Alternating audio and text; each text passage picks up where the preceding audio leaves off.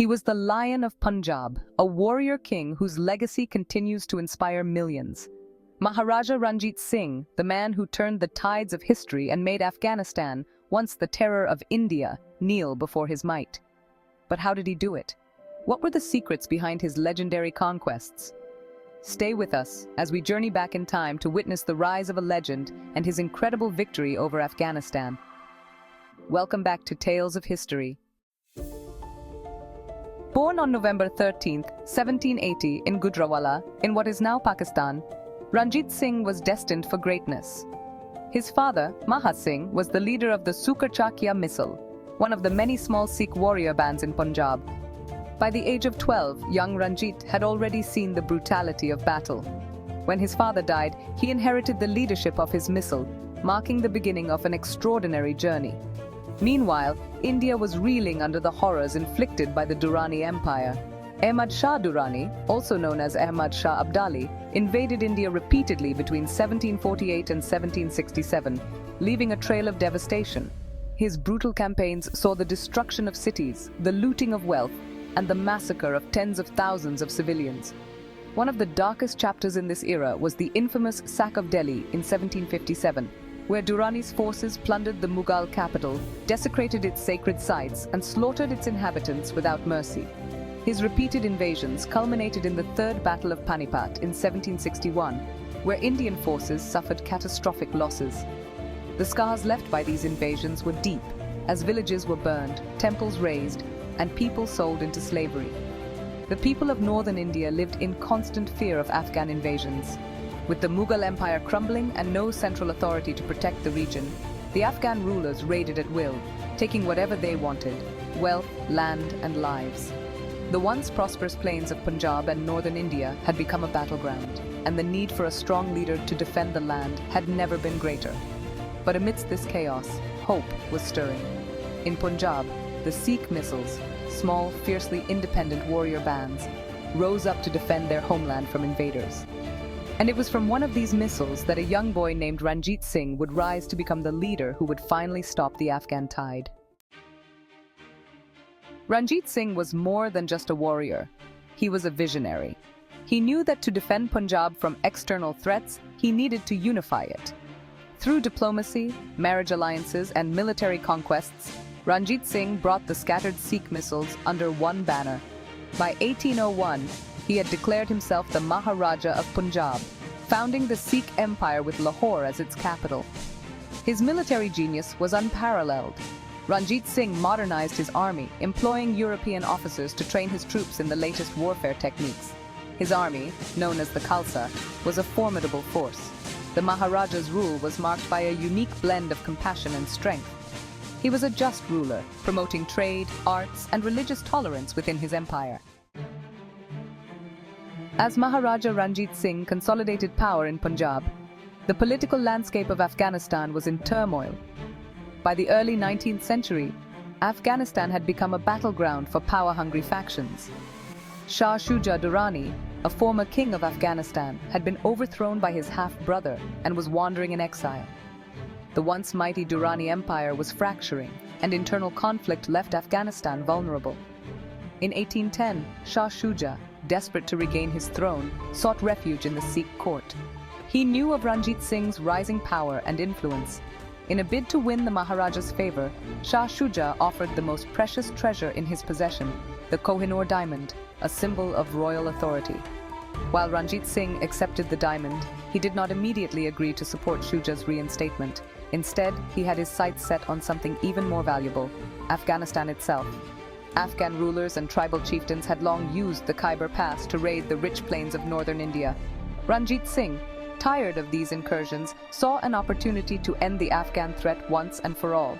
In 1813, he launched a bold offensive against Afghanistan's frontier forces. The first major confrontation occurred at Attock, a strategic fort on the banks of the Indus River, held by the Afghans.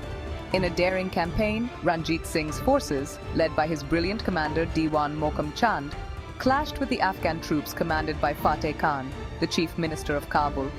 The battle was fierce, But Ranjit Singh's Khalsa army, well equipped with modern artillery and disciplined cavalry, overwhelmed the Afghan defenses. Attock was captured, marking the first significant victory against the Afghans. This victory had far-reaching consequences. For the first time in centuries, Indian forces had crossed the Indus River and defeated Afghan troops on their own turf. The Battle of Attock was a turning point. It shifted the balance of power in the region and sent a clear message to Kabul.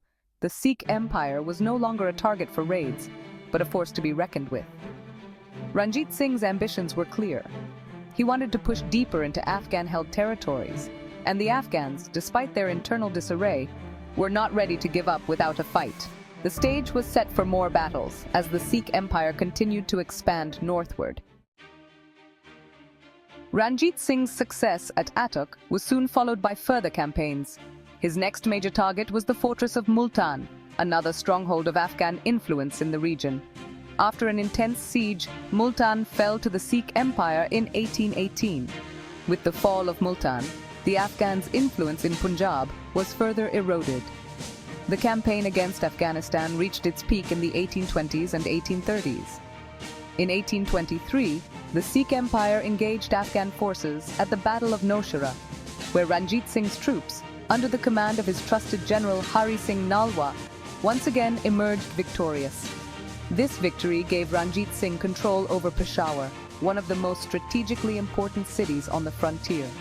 The conquest of Peshawar sent shockwaves throughout Afghanistan.